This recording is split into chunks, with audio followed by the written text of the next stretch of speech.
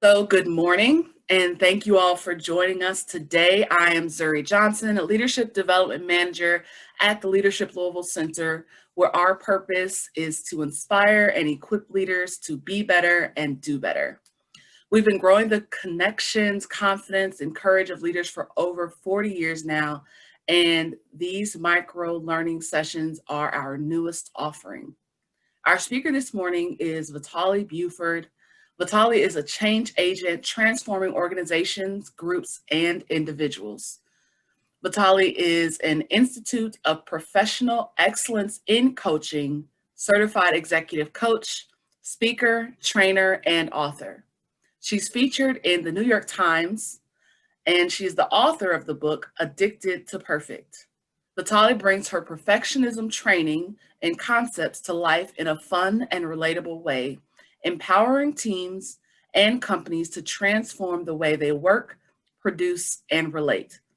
Now, we've already started, but we will be utilizing the chat function today so that you can share your thoughts or ask questions along the way. Please join me in welcoming Vitale. Thank you so much, Zuri. I am so excited to be here with you all today to teach you about perfectionism, how it's holding you back, and then also give you the tools so that you can release your perfectionism and show up in the way that you want to show up in life. So I am the Imperfectionist. I am a teacher, a facilitator, a coach, and I just wrote my memoir, Addicted to Perfect, and it came out this year. As I was writing my memoir last year, I realized how pervasive perfectionism had been in my life and that it affected every area of my life. How I showed up in my relationships, how I showed up in my career, my relationship to myself, my health, all of the different areas. And I was like, if this is something I'm experiencing, I am not alone. And so it is impacting us, right? 1 in 2 people struggle with some form of perfectionism. So I am so excited to be here with you all today. Before we get started, I want us to all just close our eyes, and I want you to just take 3 or 4 deep breaths. We have a lot going on, a lot of emails, and so let's get present. Close your eyes and just give me 3 or 4 really deep breaths.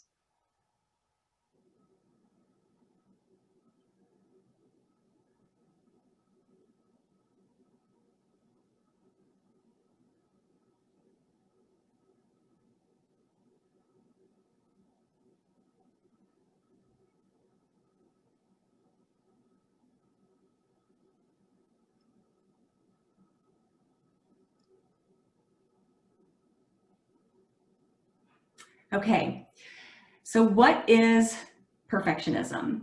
When people typically think about perfectionism, they think needing to have a perfectly organized house, a perfectly clean car, and that is not the perfectionism that we are going to be talking about today. We are going to be talking about the deep roots of perfectionism. And for those of you who know me, my teachings and the things that I talk about are not surface level, so we are going to dive deep today. We are going to uncover those patterns that are holding you back, and you are going to walk away with the tools to heal those patterns. So what is perfectionism? First of all, there is a difference between perfection and striving for excellence. A lot of us think, well, if we're not trying to achieve perfection, then are we really going to achieve our goals?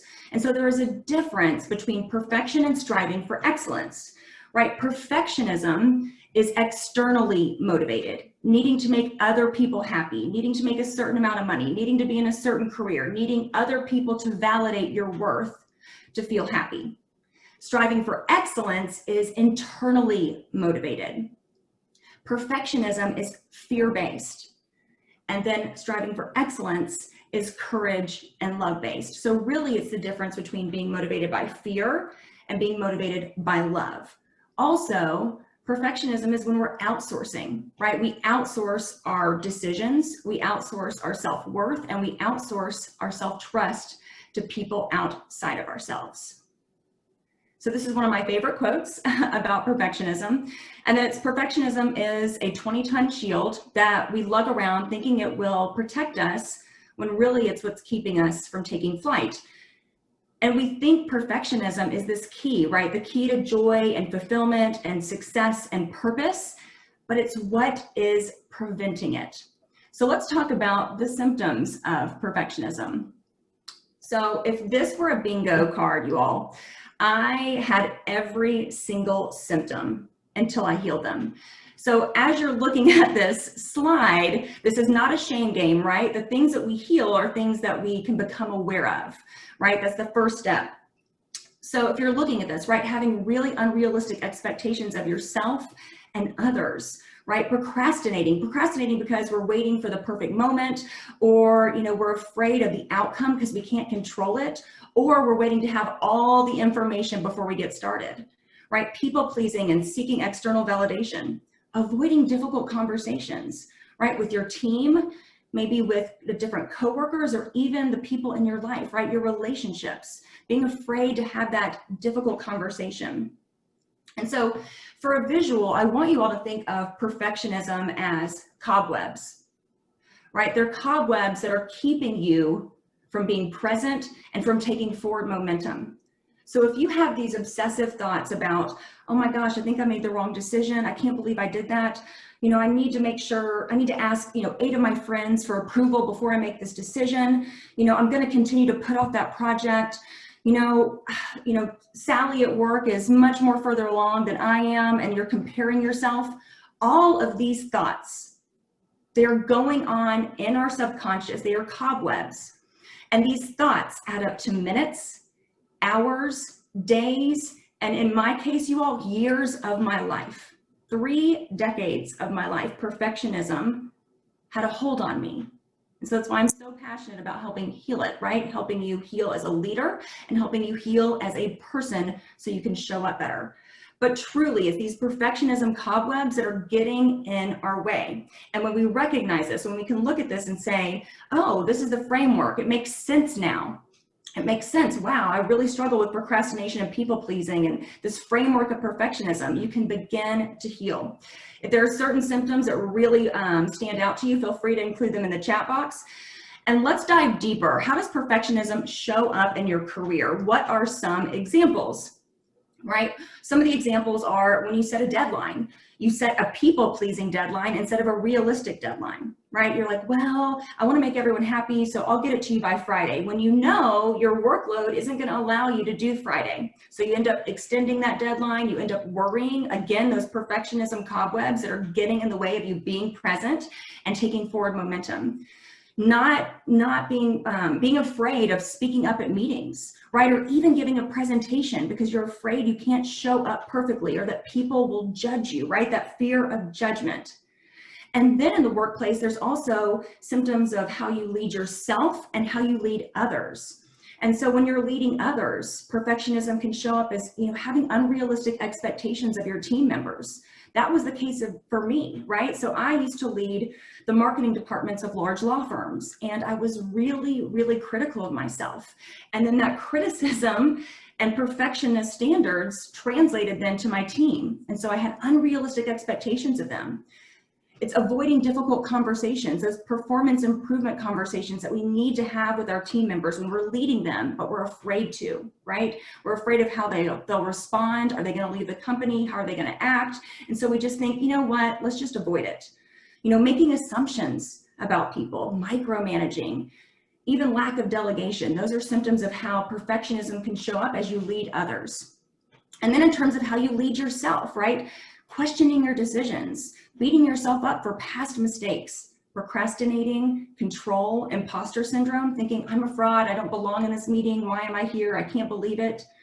And even the idea of listening to respond versus listening to understand, right? We are in perfectionist mode if we are in a meeting and we're listening to respond instead of understand, right? We need to have that perfect response.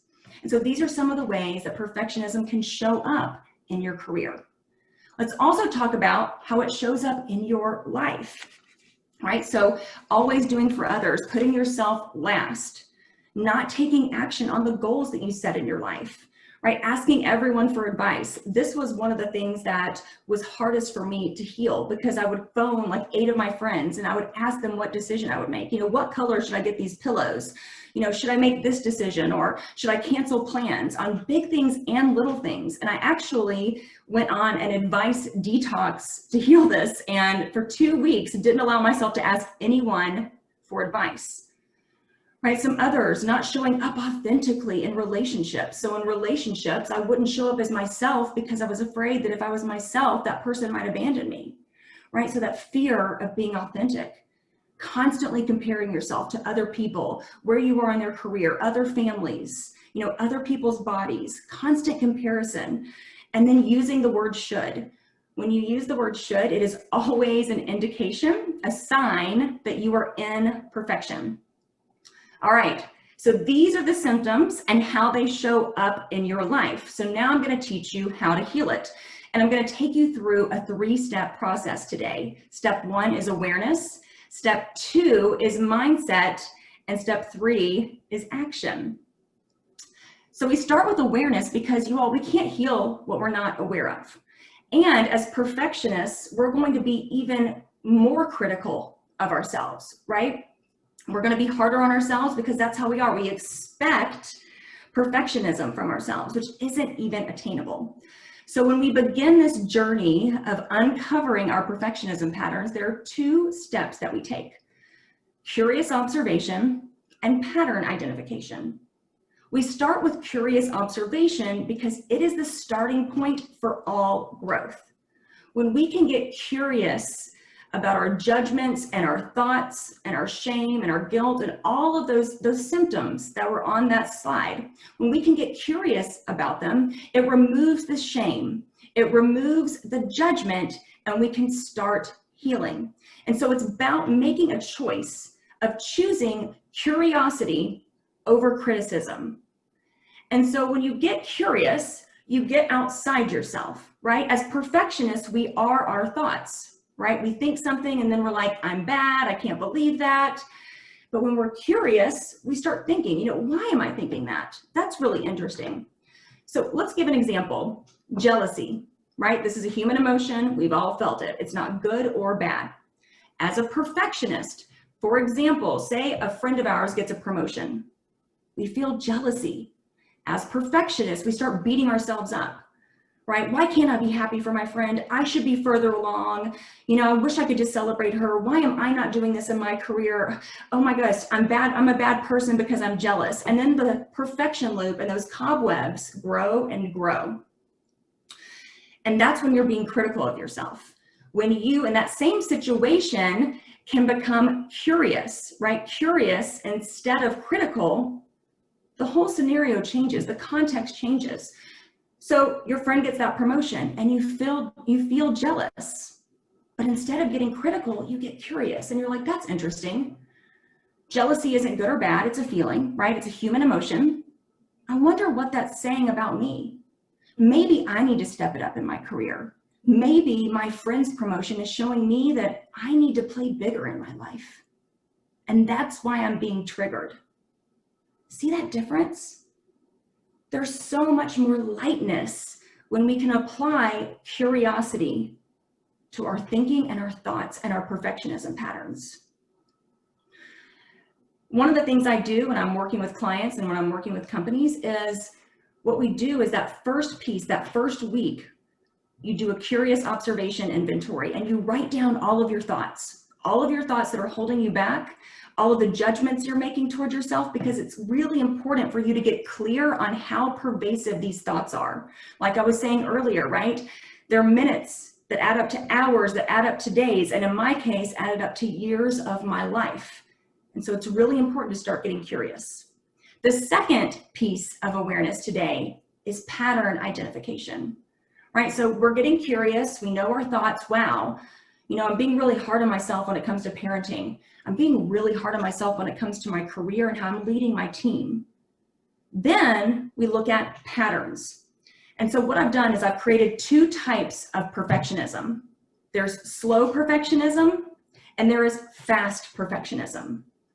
Slow perfectionism is the kind of perfectionism that keeps you stuck, right? It looks like procrastination, indecision, imposter syndrome, anxiety. It's that reading an email 30 times before sending it. It is the avoiding of difficult conversations with your team members or significant other or anyone in your life. So that's the kind of perfectionism that keeps you stuck.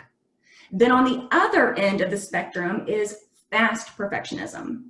And this is the kind of perfectionism that leads to burnout, right? Where your career is your identity. Work harder, achieve more, make more money, right? People pleasing, approval seeking, obsessive thinking, like not being able to get over past mistakes and then obsessively thinking about it. Constant overwhelm. And again, those unrealistic expectations. So there's slow and then there's fast. And these show up in different ways in our lives. Some areas of your lives, you will be both slow and fast, which was me. I was basically slow and fast in every area of my life.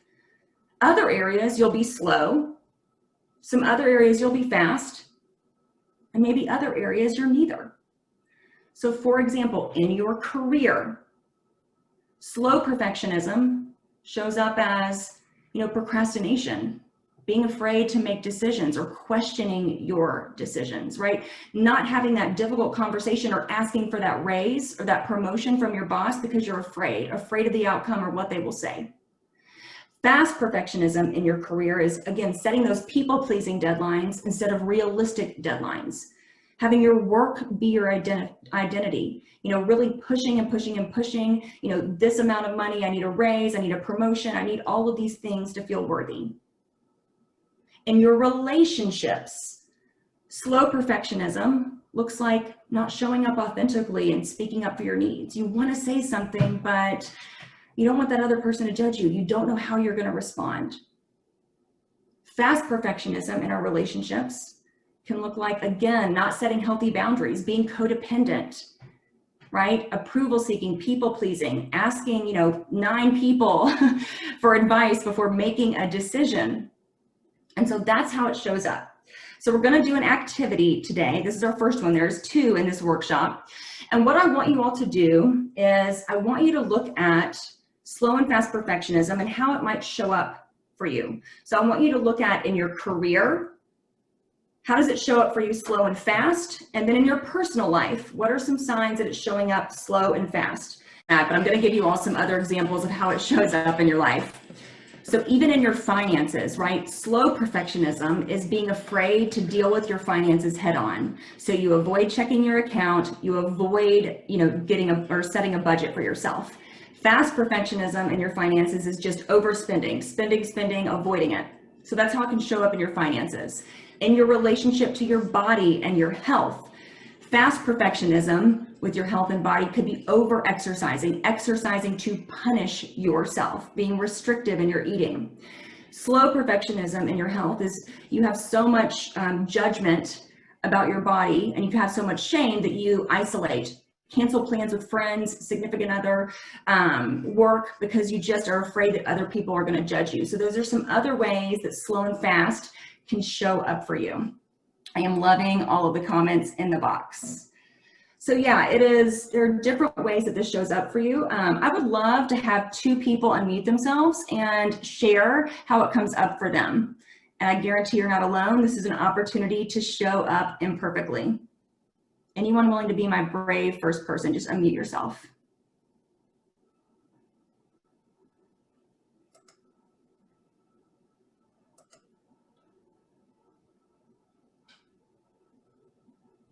Paul, I'm looking at you. Would you mind sharing? Would you mind showing up imperfectly? Of all the people, I hate to be called on in these classes with me would attest to that. Is there any way that I can beg off of that? Yes, ask for what you need. That's showing up imperfectly. That's a great example. Thank you. So awesome. Who else? I would just love to have 1 or 2 people share. It's really healing when you can get it out and share it and release it. I'll go, Vitale. It's Awesome. Tiffany. I think one of the biggest things right now, again, with the COVID environment that we're in, is just this overwhelming feeling for me. There's a lot coming in, but it's processing slow, coming out because things are blurring in terms of time frames and days and, working from home remotely and not being in the office. So that's kind of probably the biggest thing that I'm feeling at this point. Yeah. How did it feel to identify it with this framework? It's really helpful to see the way you've split this out between the slow and fast. You know, it's just a different framework to think about and helps me kind of work on each of those areas in a better way. So Awesome. Thank you, Tiffany. Thank you for being great. Okay, I'm not going to call on anyone else, so no worries. All right, so we're going to move on now. So we've become aware. Step one is that awareness, right? The curious observation, the pattern identification, slow versus fast.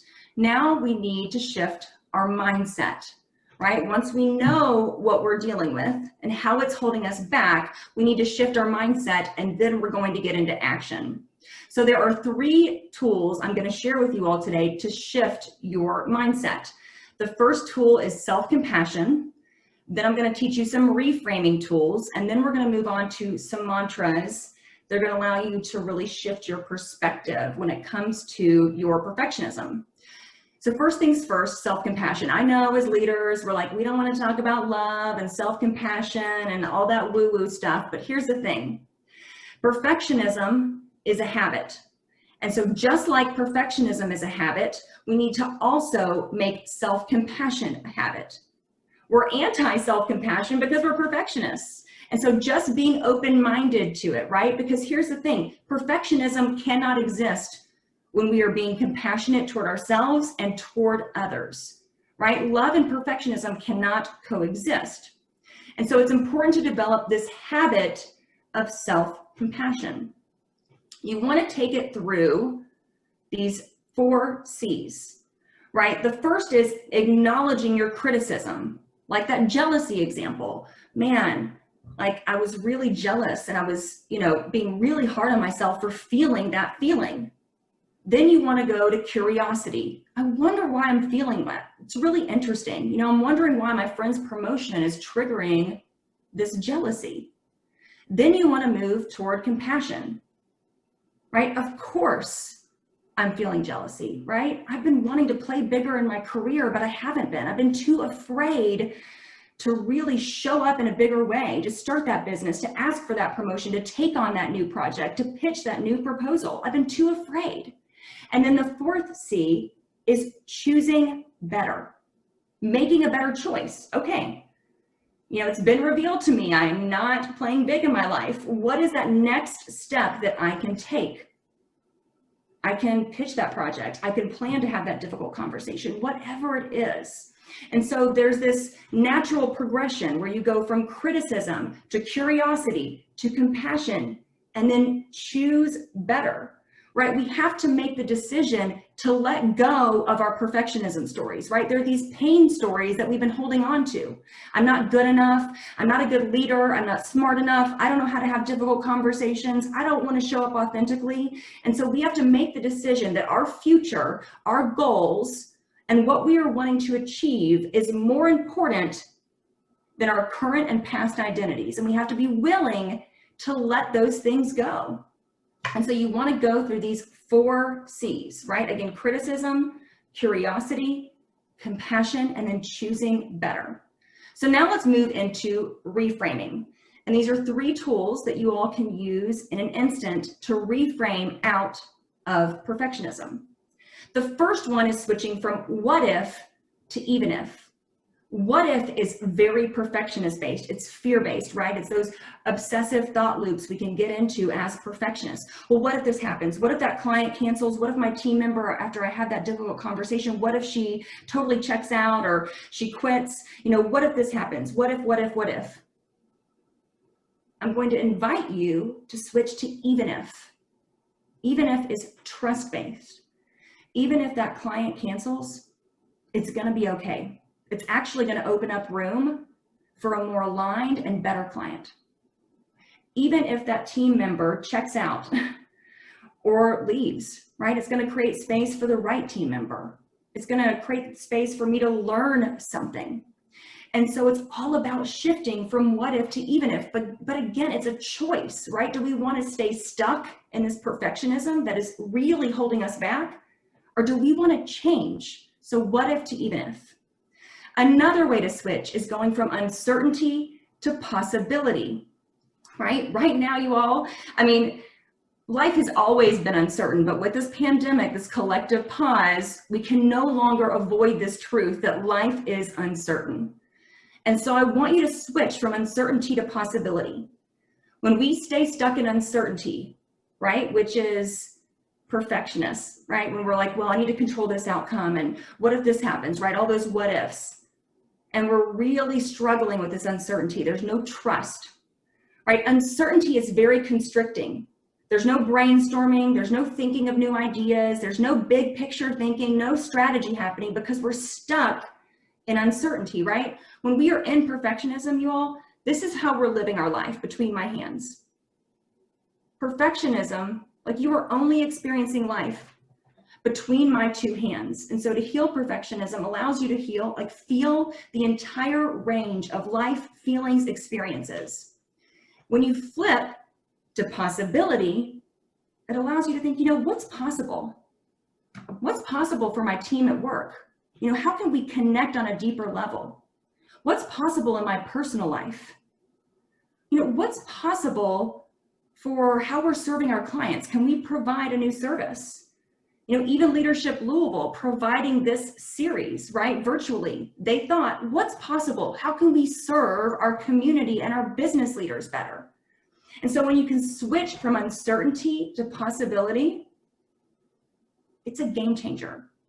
The third tool is gratitude, right? This is the #1 tool that has shifted my perspective and my mindset exponentially. And there's a lot of this on social media and gratitude. And again, I know as leaders, we're like, we don't have time for this. This is not something we can put on our checklist. But here's the thing, you don't have time not to. Because gratitude, it allows you to appreciate, right? What you appreciate appreciates. As perfectionists, we are typically always focusing on the bad, right? How can we make that better? We're always being critical of ourselves. And when we can appreciate, right, and feel gratitude for the things in our lives, we can shift, right? Instead of having some, maybe there's some obstacle that comes up for you, right? And it was a really hard experience. As a perfectionist, we're going to be really, really hard on ourselves. Of course you made that mistake, Vitale. I can't believe you did that. You always do that. Like, why couldn't you have just gotten it right this one time? When you have gratitude, you're able to switch and say, what did I learn from this? No, this is happening for me instead of to me. And so these shifts are a choice. Gratitude is something I practice every single morning, and I'm going to encourage you all to write it down instead of thinking it. A lot of times my clients will come to me and they're like, Vitale, I was laying in bed and I thought about the gratitude in my head and went over my list, and that's great, that's good, right? That's progress. But if you want to get the biggest benefit from gratitude, you're going to want to write it down, because it actually starts rewiring your brain to a space of gratitude instead of a space of scarcity, mistakes, perfectionism. When you are doing your gratitude, what I teach people to do, and if this resonates for you, take it. But I want you to sit down and I want you to think past, present, and future gratitude. So in the mornings, I think, and I'm like, what? Past, what happened yesterday that I'm really grateful for? Did I have a really sweet interaction with my son? Did my client have a big win? Did I overcome an obstacle and learn something from it?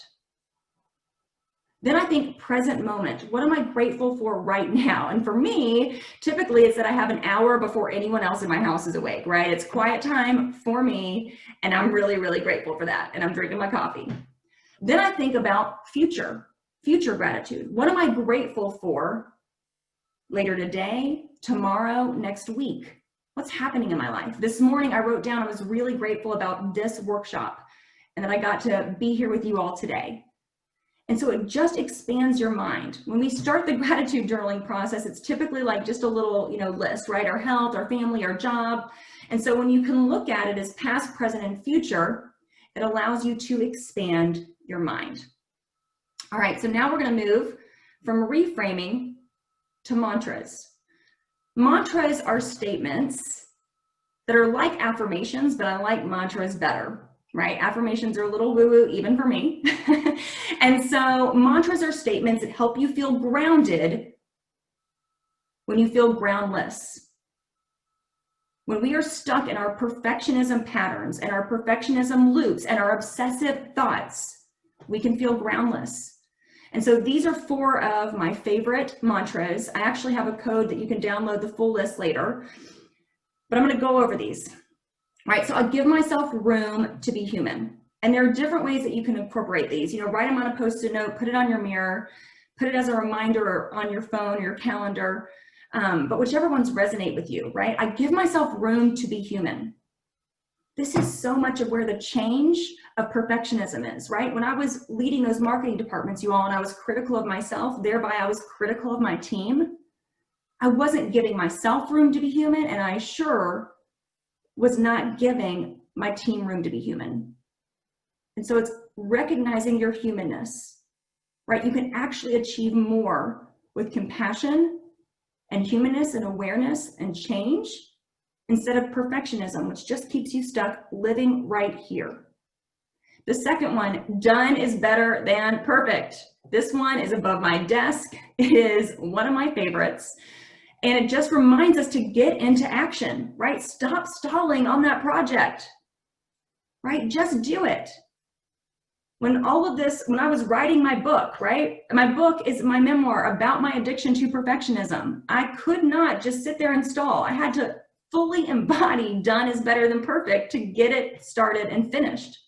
And so whatever dreams you have, just get started. That project at work, that proposal, that difficult conversation, prepare for it and then take action. The next mantra, I cannot miss out on what's meant for me. Whew. As perfectionists, we want to control everything, right? Because we want to control our feelings, we want to control our outcome, we want to control our definition of success. I need this thing to happen to be happy. Well, what if you let go of the outcome and something better even happened? Like, what if a bigger client, a bigger job opportunity, a bigger relationship came into your life because you let go of the outcome, right? You cannot miss out on what's meant for you. This is one, as an entrepreneur, you all, I remind myself of daily, because I can get attached to certain clients or prospects or relationships. And so it's really good for me to come back to center, right? Because when I'm really stuck in my outcomes, right, I'm living between my hands. But when I take my hands down and I let go and I embody, I cannot miss out on what's meant for me, you all, any opportunity is open, right? When things are uncertain, anything is possible. The last mantra I want to share with you all today, action leads to confidence, which leads to action. Perfectionism, you all, is a confidence killer. It kills your confidence because you think you need to punish yourself to success. You think you need to point out your flaws and the things that you think are not good about yourself to win, to succeed, to feel good. And that's not the case. Confidence isn't something we think ourselves to, it's something that we act ourselves into. And it's about taking action, right? That done is better than perfect. And so I remind myself all the time, right? I'm really scared of, sending that email or following up on that contract. But action leads to confidence, which leads to more action, and so on and so on. So these mantras are something that you can incorporate in your day. When you find yourself in a space of perfectionism, you have a choice. Wow, I'm being really hard on myself. You know what? I give myself room to be human. I've really been putting off having that difficult conversation with my team member. I've really been putting off asking my boss for that promotion or, his or her feedback on that project. I've really been putting off starting that proposal, right? And it's about just getting started. Done is better than perfect. You want to free up those perfectionism patterns so you can move on to the next thing. Think about the last time that you procrastinated on a project. The amount of time you spent thinking about it, just thinking about it and beating yourself up for not taking action on it. Those minutes and hours probably consume more time than it actually takes to start the project.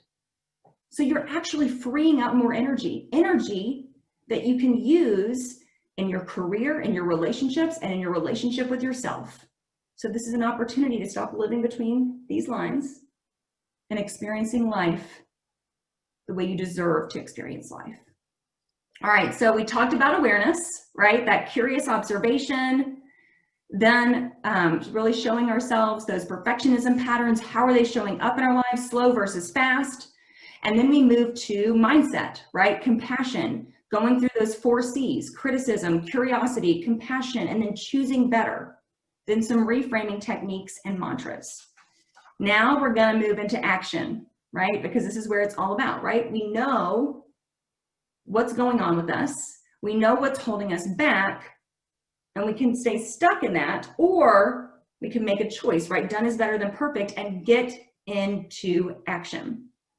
So there's 2 things that we're going to talk about today: taking massive imperfect action, and then also maintenance, right? Maintenance is so important. We attend these workshops and these conferences and we get so excited about them, and then we go home, we go back to our day-to-day, and we forget, right? We get back into our old habits. We get back into our comfort zone. And so I'm going to teach you tools to maintain your momentum today. Those perfectionism patterns that you identified, I'm going to teach you tools to get into action and really take charge of your life, become the leader of your life instead of the bystander in your life. One thing to recognize too, with the tools that I'm going to teach you about maintenance, is that you all, when we are getting outside of our comfort zone, the reason when we are doing things that we're afraid of, and we're really, taking those next steps and that next action, the reason that it is so easy to get back into our comfort zone is that it actually, like scientifically, takes more of our physical energy to get outside of our comfort zone. More energy is being expended by having that difficult conversation that we've been putting off. More energy is being expended by maybe, having that difficult conversation in a relationship, or starting that project, or, doing that advice detox that I suggested. And so if you can keep that in mind, know that it's going to be, of course, easy to go back into my comfort zone. It's, do you want to write that book or start that side hustle or work on that project? Or do you want to Netflix and chill? And Netflixing is going to come a lot easier because it takes less energy. And so just keep that in mind, right? This is about being, again, the leader of your life. Thanks, Michelle, for commenting on that. All right, so how do we take massive imperfect action? It's about looking at each of those perfectionism patterns that you identified and plugging it into an action plan, and then starting to take action, right? Massive imperfect action. So this is going to be our second activity, and I want you all to create an action plan. I want you to do just one, and if time allows, feel free to do 2. But I want you to plug in that area of slow and fast perfectionism that you identified earlier on, right? Have you been avoiding having that performance improvement review with your team member? Are you constantly asking all of your friends for advice? Do you have a hard time saying no? Right? Are you really hard on yourself, and do you have a lot of negative self-talk? I want you to plug it in. Which area? Just one of the things you identified, and I want you to bring that up. And then I want what your goal is, right? So if you have a lot of negative self-talk, maybe your goal is to start the gratitude journaling. And maybe your resources that you'll need is you need a gratitude journal. I'm also going to suggest that you just use printer paper, right? Done is better than perfect. Roadblocks could be thinking you don't have enough time in the morning, right? You're getting 2 kids ready for school. There's a lot going on in the morning, and so it's easy to sleep in. Then the timeline. What timeline do you want to have for this? Okay, for 2 weeks, I'm really going to do this gratitude journaling, and I'm going to commit. And then how do you celebrate, right? This is the key, you all. How are you going to celebrate? As perfectionists, we don't allow ourselves to celebrate. We don't celebrate our wins. We move on to the next thing. We're like, oh, that's great. Yeah, I won that huge award. Next thing, move on. You've got to recognize your wins, right? When we recognize our wins, we can also recognize those wins in others. Another example of this chart, right? Maybe you've been avoiding that performance improvement review, right? So the goal is to have that performance review. And so the resources you're going to need is you need to map out the conversation. What things do you want to talk about? Also resources looking back on the past reviews that this team member has had, if there are any, you know, maybe talking to some other people in a productive way to get input. Roadblocks could be your fear of having this conversation, right? Just identify it at first. And then timeline. All right, I want to have this conversation by next Friday. And then how are you going to celebrate? And a celebration doesn't have to always be something like you buy for yourself, right? A celebration could simply be calling your friend or an accountability partner and just telling them, texting them and saying, man, I was able to have that difficult conversation. I'm really proud of myself. Just the acknowledgement of it, the act of acknowledging your win and that you stepped out of your comfort zone and you took action is celebration enough. But there are other ways you can celebrate as well. So I'm going to give you a few minutes and I want you all to fill this chart out. I've also got this slow versus fast perfectionism slide, but what I'm going to do is I'm going to leave it here at first and then I'll switch it back to, well, actually, I'm going to leave it here first, showing up imperfectly here. I'm going to leave it here and then I'm going to go back to the chart so you all can reference it, and I'm going to just turn some music on and you all can fill this out for 2 minutes. If you finish your action plan, awesome, let's do another one. Okay, thank you all for sharing in the comments, right? Yeah, Steve, avoiding conflict, yeah, that difficult conversation. Yeah, so plugging in this action plan and then starting to take action, right? Just preparing, right? Mapping out that conversation. Yeah, the conversation, yeah, it can be difficult. Being humble versus celebrating the win. I would love if there are any brave souls that are willing to unmute themselves and share their action plan. When you share it, right, it's powerful to write it down, but it's even more powerful to voice it and can make it more of a reality. So would love for anyone who is willing to share and show up imperfectly. Let's do that. Who is willing?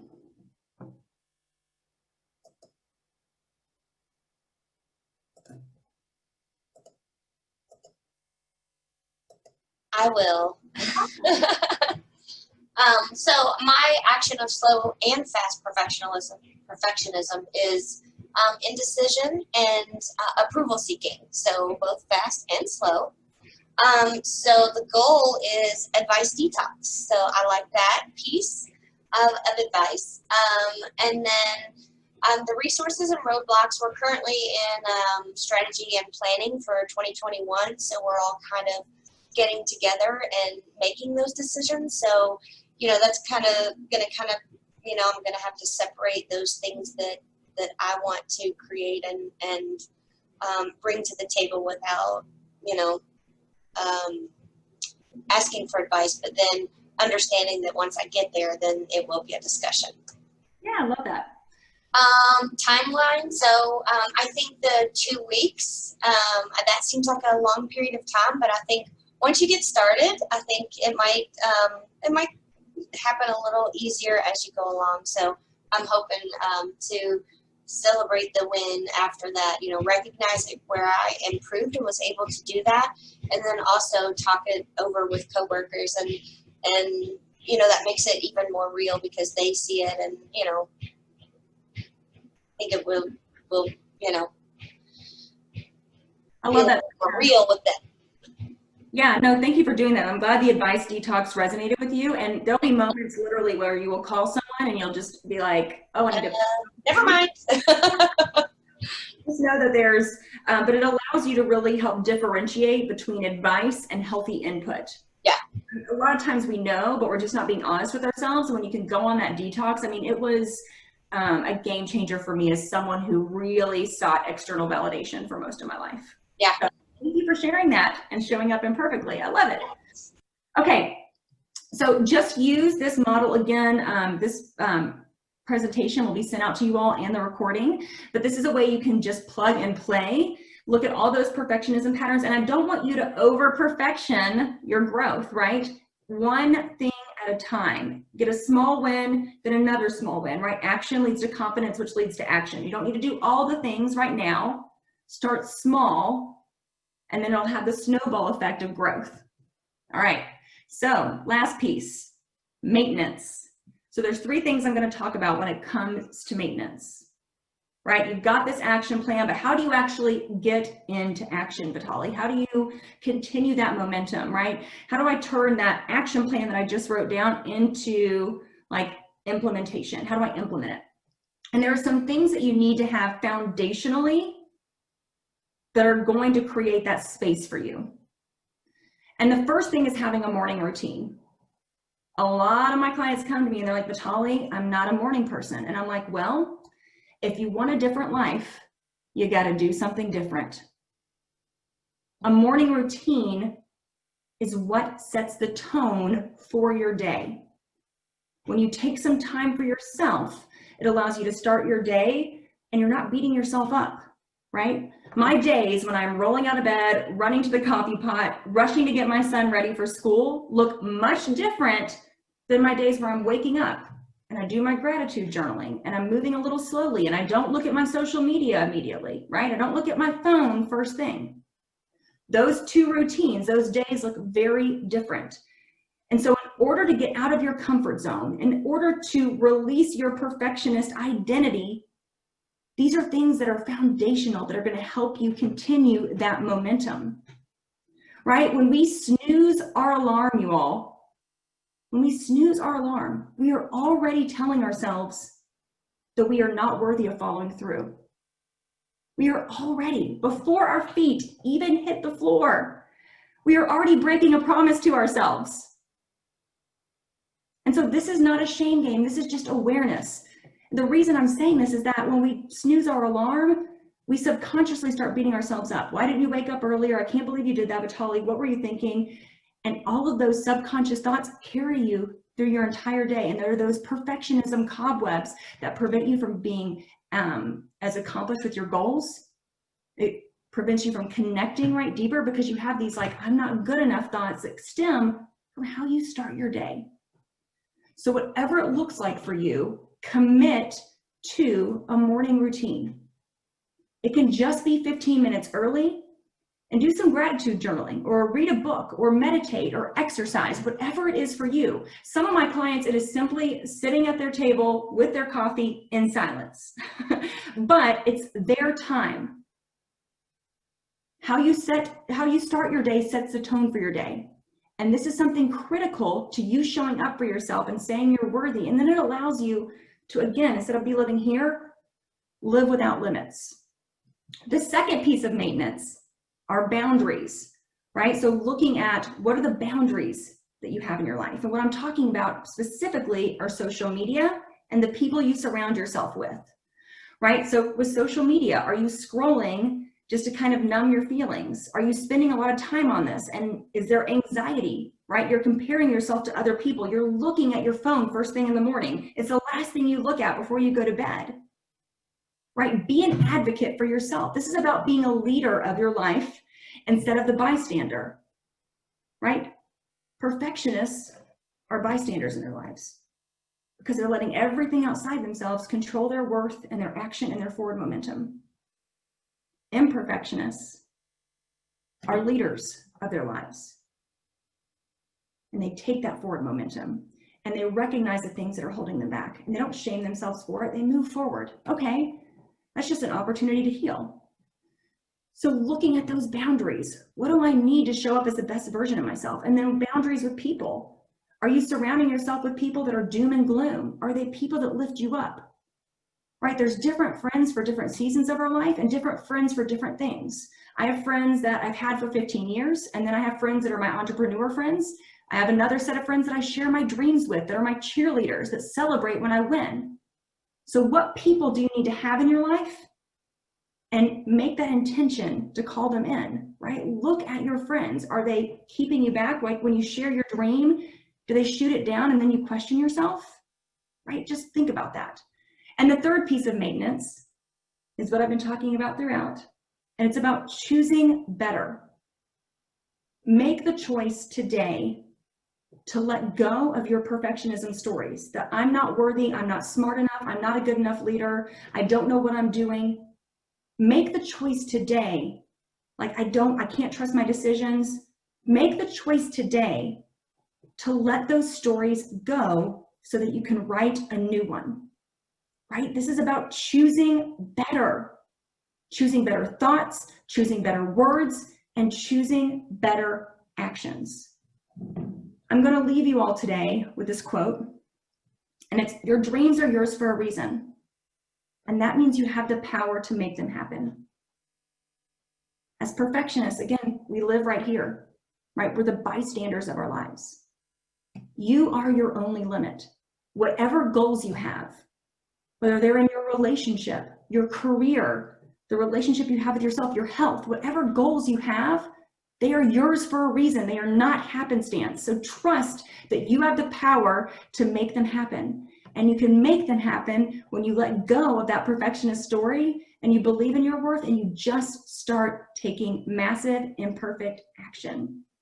So I want to thank you all for your time today. I would love if you'd share your biggest takeaways in the chat box. This is my favorite thing to talk about. Also, you can text that code to get the whole list of the mantras to release perfectionism. And then you can also connect with me on LinkedIn if you want to scan that. So I just want to thank you all for your time today, and reach out after if you want to connect, and just thank you for engaging. Thank you for your presence, and thank you for showing up for yourself and being a leader of your life. All right, Zuri.